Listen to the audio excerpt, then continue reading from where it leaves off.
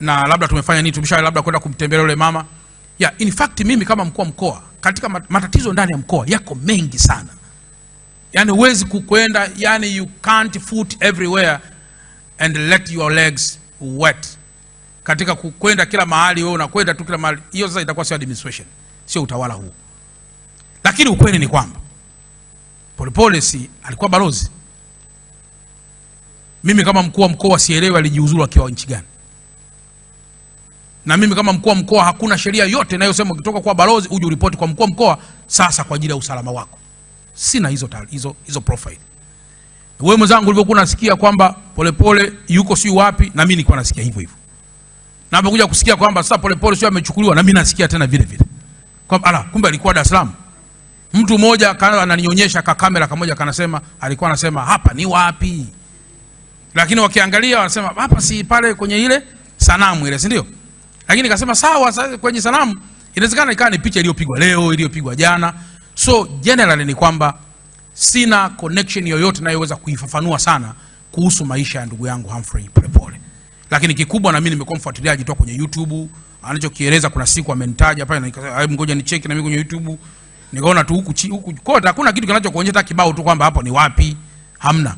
Basi linalo nihusu na mimi nikalichukua na mimi nikaendelea kulifanyia kazi.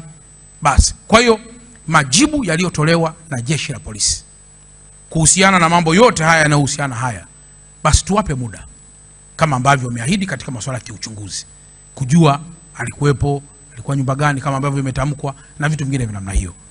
Sisemi kwamba jeshi la polisi limepuuza. Jeshi la polisi ni wavumilivu, wataendelea kufanyia kazi. Na kama nilivyosema, upelelezi wa jambo lote ni issue ya teknolojia.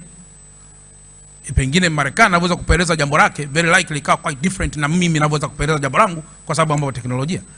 Leo kwa mfano tulivyokuwa tunaangalia sisi Dar es Salaam, jambo lililoibiwa au vitu vilivyovunjwa tunavipata kwa sababu ya footage ya mtu aliyefunga kamera. Why about ambaye hakufunga kamera? Tunaanza kubishana. Hata kwenye mipira zamani mnakumbuka tulikuwa tunajipigia tunajibutulia tu goli go, refa anawaza anasema basi ili iwe goli. Lakini leo imekuja kitu kinaitwa VAR. Watu wanakwenda ndani, wanasikilizia, wanaiangalia, wanasema mpira katikati ni goli. Hiyo ni teknolojia. Teknolojia ni jambo la muhimu katika kusaidia uchunguzi na upelelezi wa jambo lolote. Technology, time, audience, context, environment, vyote kwa pamoja ni vitu ambavyo vinaweza vikasaidia na vikarahisisha.